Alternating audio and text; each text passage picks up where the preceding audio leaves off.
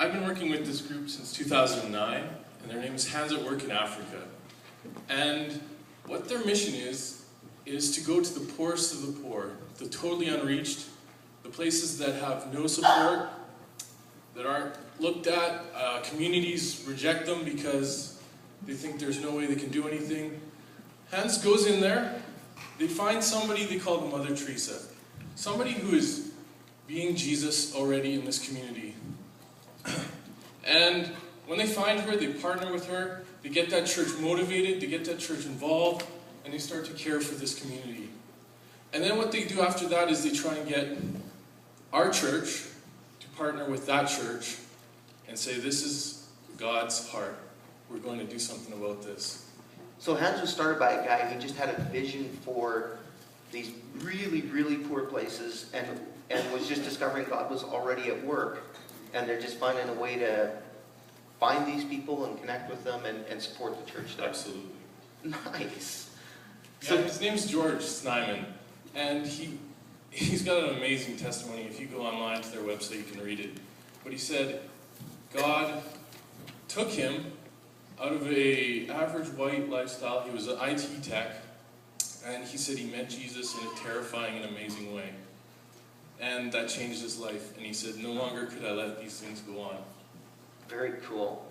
So your daily experience when you're there, you were there for about 60 days, 2 months, and you said you visited 30 villages or communities in 2 months. Yeah. What'd your day consist of, just really briefly? So our days would consist of setting up feed points, mapping communities, finding the kids that are in most need. We would be going on home visits. We'd be sitting with the care workers as they cleaned, bathed, fixed wounds, fed children. And our goal is to encourage them. Our goal is to be there as the church in North America to say, look, we know what you're doing. We're going to go home and tell people that you're here doing it and that you're doing something amazing. You're doing the heart of the Father. That's cool. So tell me a little bit, you were telling me that you discovered some things, that God just kind of showed up. What are some of the things you discovered? And I'm just telling you, I told Dave this is going to be the appetizer. We want all the home groups to have Dave in with some of his pictures. Are some of your pictures up, or are we going to show them? Yeah, we got some on the slides there. Okay. And we're going to... nice. So if you go back to that one, I just want to tell you about this boy. His name's Austin. And earlier this year, he was found with his 2 sisters in a garbage dump in a goat shack, and they were pretty much dead. His little sister looks like a baby, and she's 5 years old. Completely malnourished. And this community of Africans found these kids, built them a home themselves. This is without any Western help. And they said, we're going to bring these kids back to life. Cool. So what you discovered everywhere you went, that God was already... God's doing stuff in Africa, absolutely. And probably an amazement, right? We come in with our mentality, we're going to come fix something, and what you're finding is God's already at work. In amazing ways, absolutely. That is cool. So I was going to say, in Discovery,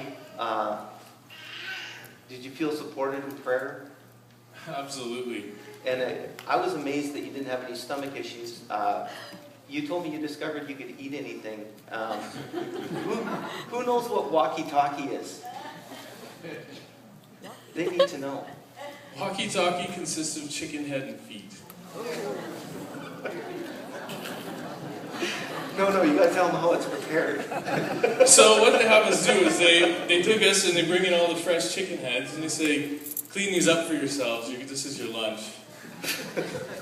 And I was like, oh man. So after we plucked all the feathers off and they give them a nice boil, they bring us this big plate of heads. And that's where I'm like, dear Lord, help me through this meal. I don't know if I can make it. Because every time I'd bring that head up to my mouth and my mouth was open, it would instantly close. And as you pick up these heads and their eyes pop out of the chicken, the stories get better. Ask him. Ask him. So you were telling me that you discovered how faithful God is, even in desperate situations. I asked you if you would tell 2 stories, and I'm going to give you a chance to do that. I want you to tell us a little bit about Jane and about Ma. And I don't know if you chose any others. And just sit back and listen as he kind of recounts. And this is one of our things. He's from us. God is showing himself to him, and it's coming back so that we would know. Yeah. First of all, I want to say it's not an accident. It's not an accident I'm telling you these stories today. It's not an accident you're in this church today and you're hearing this. I can't even tell you how honored I am to tell these stories. I believe that in telling them, I met Jesus in an amazing way. The first story I'm going to tell you is about a small community in Zimbabwe. And in this house, which is approximately 8 feet by 8 feet, made of cinder blocks, there was 3 people in the house. One was the father, laying on a mat on the side, who was dying of AIDS. I would say he probably would have a day or 2 left to live. On the other side of the house, there was a 8-year-old boy who was also dying of AIDS and tuberculosis. And in the middle of the house, on his knees, sitting there, with no hope left in his eyes, was a little boy named Bismarck. And I can't tell you what it looks like to look at a child who has nothing, who has no hope left. And as he's sitting there, they find out that this house is going to be evicted and this family will be checked out in the next week or so because they haven't been paying rent and things are pretty tough. And the mother's nowhere to be found. The mother has abandoned them years ago, and we didn't know what's going on. We were just like, what's going to happen to these? What's going to happen to this boy? What is our role in this situation? What do we do here? And as George, who's the leader of Hands, is standing there, the door opens and in walks a woman. And as soon as she walks in the door, we see light come into this boy's eyes. And a smile, and you're just like, it's just like night and day. Something's happened, something's changed. And he looks at this woman and he says, Mama, Mama, Mama. And he runs to her and he grabs her by the legs. And we're like, is this the mother? Has she come home? Has she, the mother who abandoned them? Well, we look at this girl and there's no way she's this boy's mother. She's so young. And we say, who is this woman? Who is she? And we find out her name is Jane. And she's 22 years old. And she's a member of this community. Every morning she wakes up at 4 in the morning. She walks 15 miles to find vegetables. She then takes the vegetables another 15 miles back to the town and sells them for $2. When she takes that $2 and she cares for Bismarck, she cleans and washes his dad. She has no relation to this family. She looks after the 8-year-old. And on top of that, she has 2 more kids at home. Orphans that she's just brought into her house. And we were thinking, what is going on here? How does someone 22 years old do this? This is her life. Every single day, 4 in the morning, 30 miles. And she says, do you want to walk with me?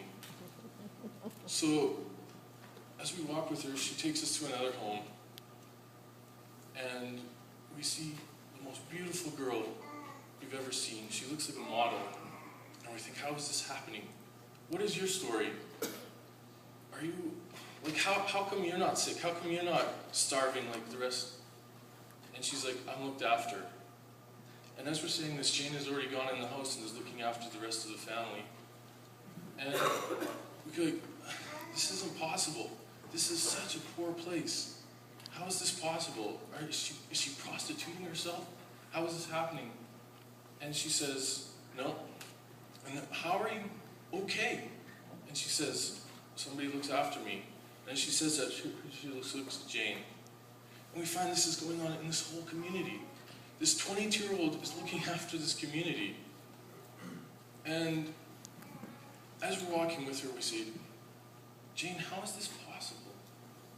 How do you do this?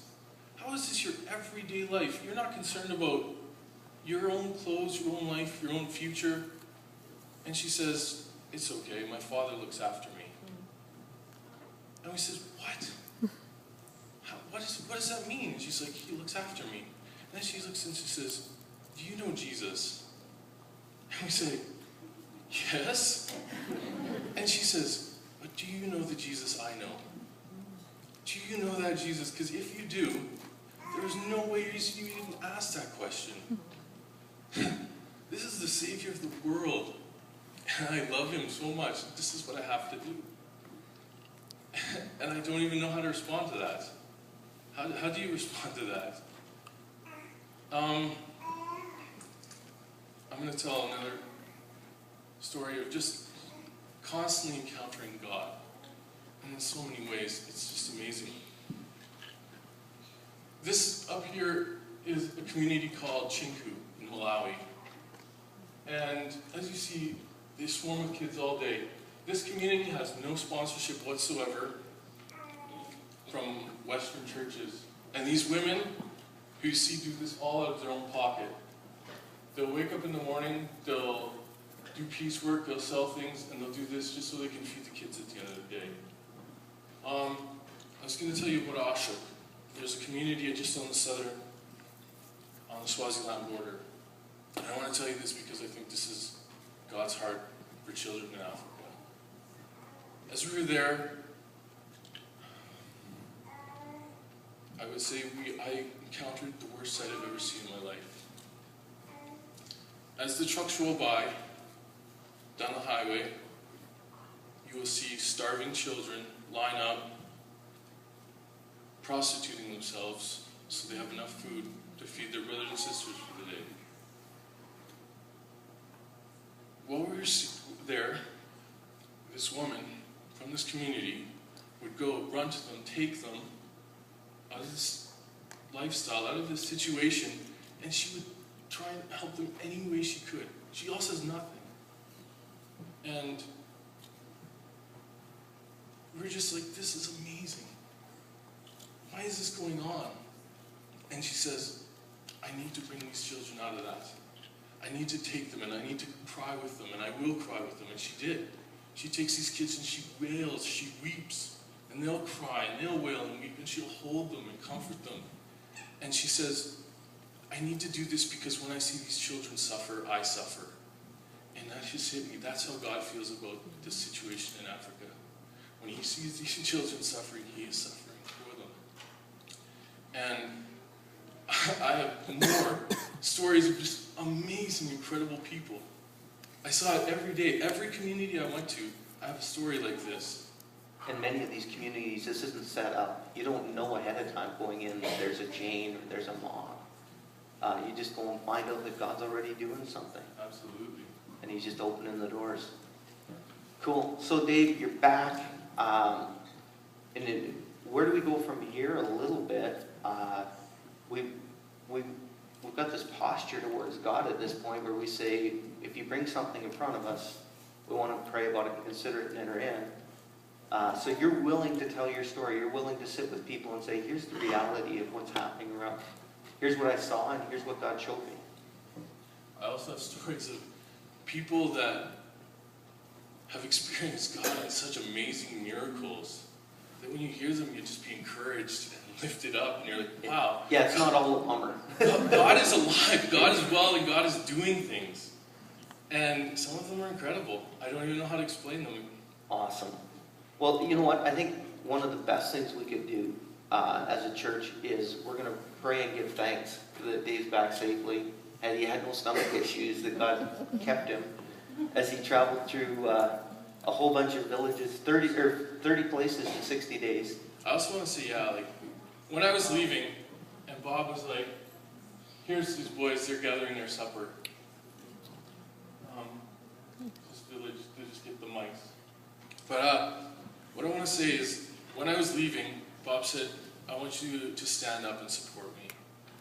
And I knew I was going into some incredibly tough areas. I knew I was going into some places where extremely high malaria zones and things were tough. And to know I had that support of this family was amazing. To know I had you guys praying for me was pretty incredible. And more often than not, I would just lay in bed at night and I was just trying to mull these things over in my head and mull what was going on. And to know I had the support of this church and this community come home to, and to share this with and be part of this in my life and in your lives, that was a real blessing to me. And thank you for that. Awesome. So stand up, let's pray together and give thanks, and then the team's going to come and we're going to sing.